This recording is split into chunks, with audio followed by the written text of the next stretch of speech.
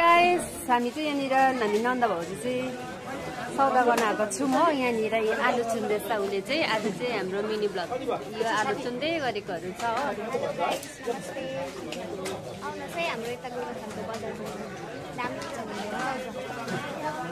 यहाँनिर चाहिँ भैयाले बिजी रहेछ भैया पनि प्याज लसुन अदुवाहरू के प्याज हेलो भनिदिनु त यहाँनिर भैया हेलो भनिदिनु न हेलो हेलो कहाँबाट आएको छ फोन भित्रको यो भिडियो गरेको ए त के हो भिडियो बनाएको अंकल के किनेको प्याज प्याज मात्रै लाने कि अरू पनि लाने प्याज मात्रै लान्छु आलुहरू छ हो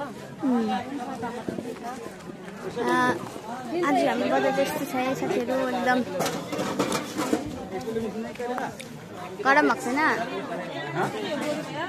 गरम भएको छैन मलाई त पुरा गरम भइरहेको छ साथीहरू मलाई त एकदम आधा किलो 1 किलो नै हो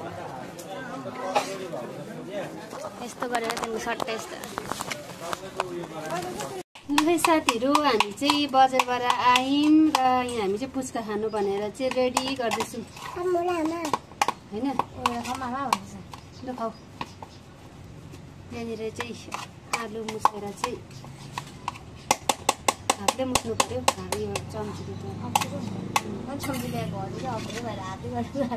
यहाँनिर पुच्का छ अन्डै हो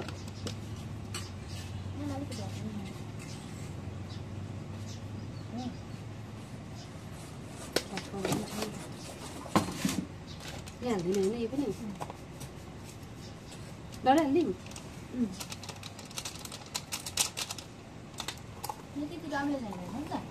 अम्ला छैन म त्यही भैयाकोबाट लिएको नि त त्यो अघि तिमीले किन्यौ नि तेल त्यहीबाट ल्याएको भन्यो नि कतिवटामा चाहिँ त्यस्तै पोस्छ होला नि त है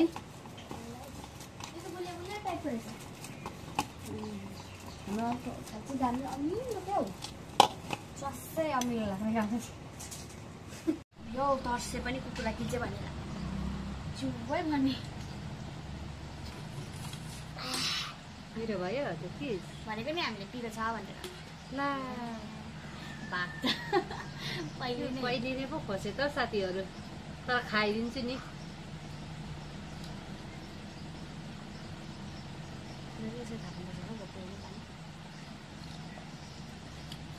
मिठो भएछ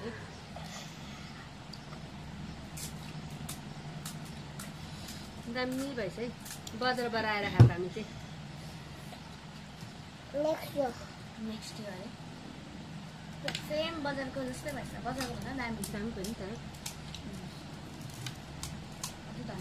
किनेर किन खानु यहाँ चाहिँ एउटा धनियाँ खालि भएन